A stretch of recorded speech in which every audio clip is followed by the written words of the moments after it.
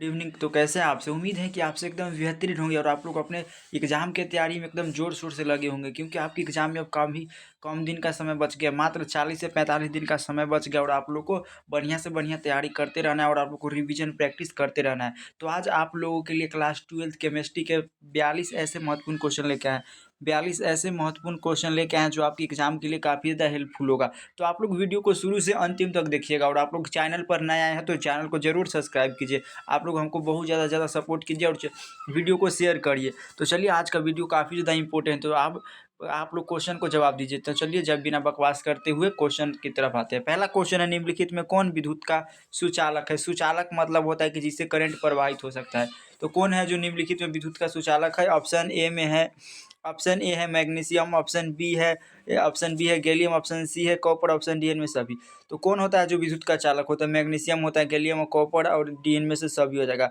तो डी इसका राइट हो जाएगा, इनमें से सभी। अगला क्वेश्चन है, निम्नलिखित में कौन अर्धचालक है?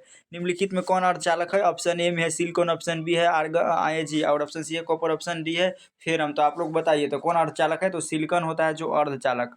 ऑप्शन दूसरा के ऑप्शन ए हो जाएगा, 2 नंबर का ऑप्शन ए हो जाएगा। अगला क्वेश्चन है, निम्नलिखित में कौन सी सांद्रता इकाई ताप पर निर्भर नहीं करती है? कौन होती है जो इकाई ताप पर निर्भर नहीं करती? ऑप्शन ए है सामान्यता, ऑप्शन बी है मोलरता, ऑप्शन सी है मोललता, ऑप्शन डी इनमें से कोई नहीं। तो कौन है जो इकाई ताप पर निर्भर नहीं करती है? तो मोललता होती है ना, जो किसी पर इकाई ताप पर निर्भर ना करती है। Option C right. अगला क्वेश्चन है, सोडा वाटर क्या है? सोडा वाटर क्या है? जल में CO2 गैस का विलयन और कार्बन डाइऑक्साइड गैस में विलयन और ठोस का जल में विलयन। तो आप लोग बताइए, डी इनमें से सभी। तो सोडा वाटर क्या है? तो डी हो जाएगा, डी नंबर इसका बिल्कुल राइट होगा। अगला क्वेश्चन है, लोहे को जंग से बचाने के लिए निम्नलिखित में किसका प्रयोग किया जाता है?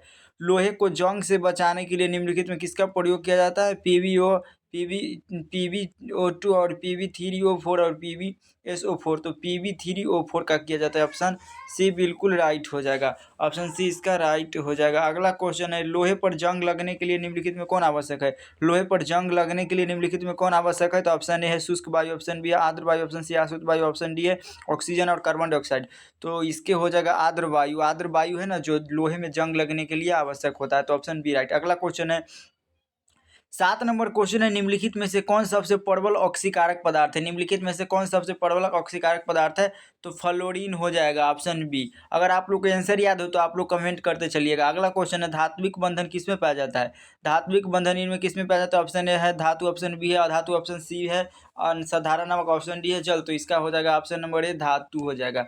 अगला क्वेश्चन है, निम्नलिखित में कौन सी निबाड़ है? निम्नलिखित में कौन सी निबाड़ है? तो HGS हो जाएगा, सी निबाड़, ऑप्शन बी राइट हो जाएगा, ऑप्शन बी राइट। अगला क्वेश्चन है, ऑक्सीजन के 72 कक्षा में इलेक्ट्रॉनिक विनाश है। ऑक्सीजन के 72 कक्षा का इलेक्ट्रॉनिक विनाश कितना होता है? तो ऑक्सीजन का परमाणु संख्या 8 होता है और इसका इलेक्ट्रॉनिक विनाश क्या होगा? 1s2 2s2 और इसके बाद होगा 2p4। तो इसका क्या होगा? 2 और यहाँ पर ही 4 होगा, तो 2 और 4। तो ऑप्शन नंबर 2s2 और 2p4 ऑप्शन ये राइट होगा। अगला क्वेश्चन का अगला 11 नंबर क्वेश्चन है, मैग्नीशियम धातु के 72 कक्षा में पाए जाने वाले इलेक्ट्रॉनों की संख्या है। मैग्नीशियम धातु के 72 कक्षा में पाए जाने वाले इलेक्ट्रॉनों की संख्या कितना होता है? तो मैग्नीशियम धातु के 72 कक्षा मैग्नीशियम धातु का परमाणु संख्या कितना होता है? 12 होता है और इसके 72 कक्षा में 2 इलेक्ट्रॉन पाया जाता है, 2 इलेक्ट्रॉन। इसका इलेक्ट्रॉनिक विन्यास निकालिएगा था। उसके बाद पी ऑर्बिटल का आकार क्या होता है? पी ऑर्बिटल का आकार क्या होता है? तो आप लोग को पता है, एस का होता है डम्बल और फी का होता है डबल डम्बल। तो फी हो जाएगा double dumbbell, option B right. अगला क्वेश्चन है, निम्नलिखित में से किसे कास्टिक सोडा कहा जाता है? निम्नलिखित में किसे कास्टिक सोडा कहा जाता है? निम्नलिखित में किसे कास्टिक सोडा कहा जाता था? NaOH को कहा जाता है, सोडियम हाइड्रोक्साइड को कास्टिक सोडा कहा जाता है। ऑप्शन ए राइट हो जाएगा। और NaCl क्या है? तो एक नमक का सूत्र है। अगला क्वेश्चन है, पोटासियम है, तो पोटासियम क्या है? तो पोटासियम क्या है? ऑप्शन ए है युगल युगल लवण, ऑप्शन बी है साधारण यौगिक, ऑप्शन सी है जटिल लवण, ऑप्शन डी इनमें सभी। तो पोटास क्या है? तो पोटास को साधारण यौगिक है, युगल या जटिल लवण है। तो आप लोग इसको कमेंट करके जरूर बताइएगा। आप लोग 14 नंबर क्वेश्चन को कमेंट करके जरूर बताइएगा। अगला क्वेश्चन है, हीरे में कार्बन परमाणु का प्रसंस्करण है। तो हीरे में कार्बन परमाणु का प्रसंस्करण क्या होता है? sp3 होता है, sp3 होता है, ऑप्शन ए राइट होगा। अगला क्वेश्चन है, यौगिक का नाम बताए। इस यौगिक का नाम क्या है? तो इस यौगिक का नाम है फिनॉल। फिनॉल ऑप्शन ए बिल्कुल राइट होगा, ऑप्शन ए बिल्कुल राइट होगा। अगला क्वेश्चन है, बेंजीन में पाई बॉन्डों की संख्या होती है। बेंजीन में पाई बॉन्डों की संख्या क्या होती है? तो बेंजीन में ना पाई बॉन्ड कितना होता है? आप लोग बेंजीन का फॉर्मूला बताइए। तो बेंजीन का फॉर्मूला क्या होता है? 6 और H6 होता है। तो इसमें पाई बॉन्डों की संख्या कितना होता है? तो इसमें पाई बॉन्डों की संख्या ना 4 गो होता है, लगभग 4 होता है, ऑप्शन डी राइट। अगला क्वेश्चन है 18 नंबर, उजला एवं पीला फास्फोरस निम्नलिखित में क्या है? तो उजला और पीला फास्फोरस निम्नलिखित में क्या है? ऑप्शन ए है अप्रूव, ऑप्शन बी है संभाविक, ऑप्शन सी है समस्थानिक, ऑप्शन डी इनमें से कोई नहीं। तो ऑप्शन ए हो जाएगा अप्रूव है, option A right, option A right. अगला क्वेश्चन है 19 नंबर, निम्नलिखित में कौन सा धातु पृथ्वी में प्रचुर मात्रा में पाया जाता है? निम्नलिखित में कौन सा धातु पृथ्वी में प्रचुर मात्रा में पाया जाता है? तो अल्युमिनियम है ना, जो पृथ्वी पे ना प्रचुर मात्रा में पाया जाता है अल्युमिनियम। तो ऑप्शन ए राइट होगा। अगला क्वेश्चन है, फ्लोरीन क्लोरीन एवं ब्रोमीन को किस नाम से जाना जाता है? फ्लोरीन क्लोरीन एवं ब्रोमीन को किस नाम से जाना जाता है? तो इसको हाइड्रोजन के नाम से जाना जाता है। वर्ग 17 के तत्व है, वर्ग कितना? वर्ग 17 के तत्व है।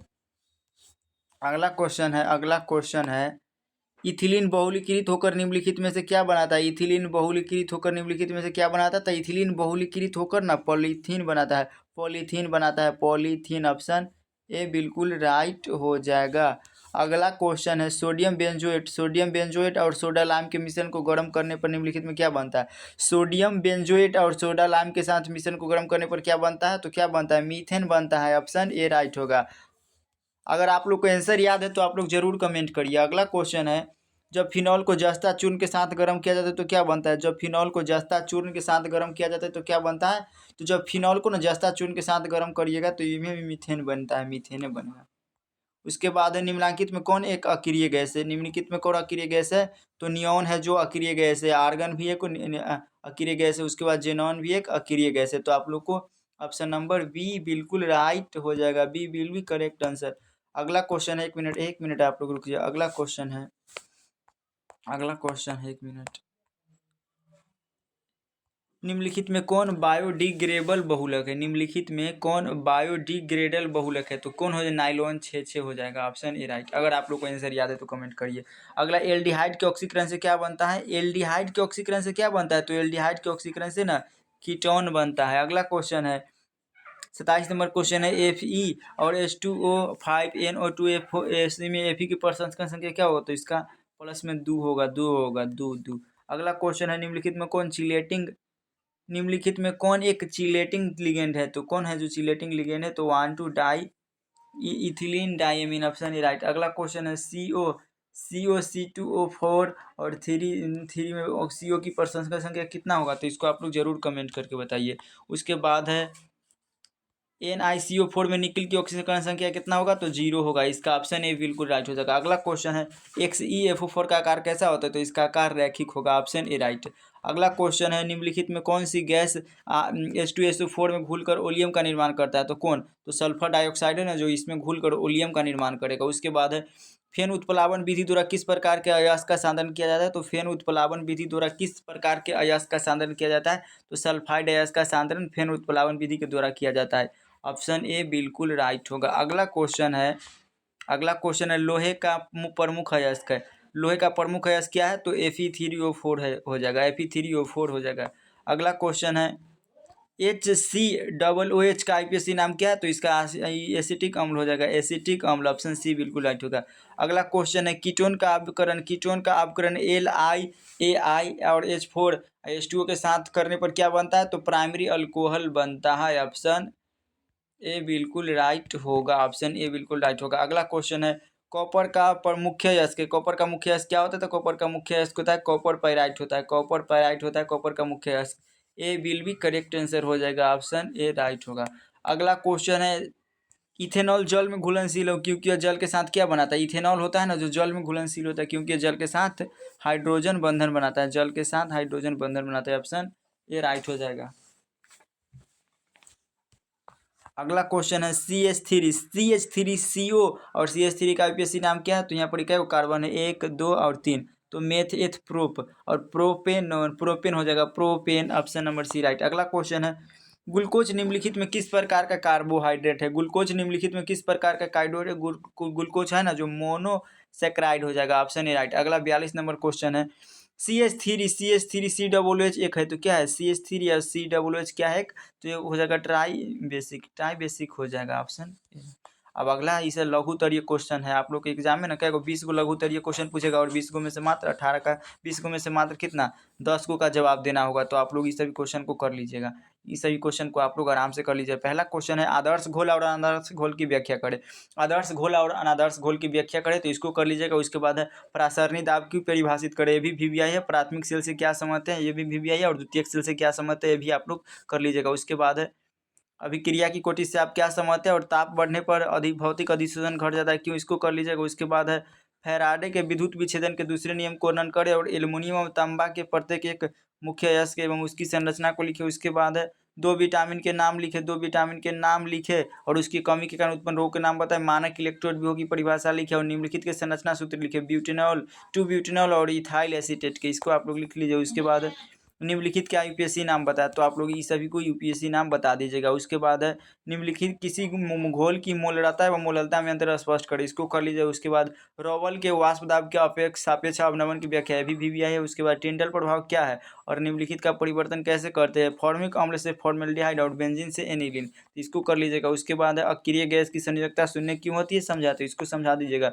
उसके बाद है कार्बोकटायन क्या है व्याख्या करें, HF और HCl में परवल अम्ल कौन है, तो इसको कर लीजिएगा। उसके बाद दीर्घ उत्तरीय में आते हैं लोहे के दो मुख्य अयस्क का नाम लिखिए तथा उसके मुख्य अयस्क से निष्कर्षण कैसे किया था, इसको। उसके बाद आयोडीन का मुख्य स्रोत क्या है, इसे समुद्री घास से प्राप्त कैसे किया जाता है, ये इंपॉर्टेंट नहीं है, इसको आप लोग मत कीजिएगा। उसके बाद गंध कामल का उत्पादन लेट कक्ष विधि द्वारा कैसे किया जाता है, कार्बोहाइड्रेट क्या है, इसका भी, ये भी इंपॉर्टेंट नहीं है, ये इंपॉर्टेंट नहीं है। उसके बाद क्या होता है जब कैल्शियम एसीटेट को गर्म करते एथिल एमीन HNO2 से प्रतिक्रिया करता है और एसिटिलीन को लाल तप्त कॉपर नली से प्रवाहित करते हैं। बेंजीन को सांद्र HNO3 एवं H2SO मिश्रण के गर्म करते हैं और इथाइल एल्कोहल का ऑक्सीकरण, ये भी कर लीजिएगा। उसके बाद है ये सभी कर लीजिएगा। उसके बाद है निम्न की व्याख्या करें, कोल्बे अभिक्रिया और कार्बिल एमीन अभिक्रिया, इसको कर लीजिएगा। तो आप लोग के एग्जाम में इसमें से क्वेश्चन कुछ ना कुछ लड़ जाएगा। तो कैसा लगा यह वीडियो आप लोग जरूर बताएं। और व्हाट्सएप ग्रुप में जुड़ने के लिए आप लोग को नंबर दे रहे हैं, आप लोग इस पर मैसेज करेंगे तो आप लोग को व्हाट्सएप ग्रुप में जोड़ दिया जाएगा और वो भी प्राइवेट ग्रुप में, और आप लोग का वहाँ पर वायरल क्वेश्चन का PDF नोट दिया जाता है। तो कैसा लगा यह वीडियो आप लोग को, thanks for watching, thanks for this watching video. तो मिलते हैं नेक्स्ट वीडियो में। अब आप लोग कमेंट करके बताइए किस चीज़ पर वीडियो बनाए, तब तक के लिए जय।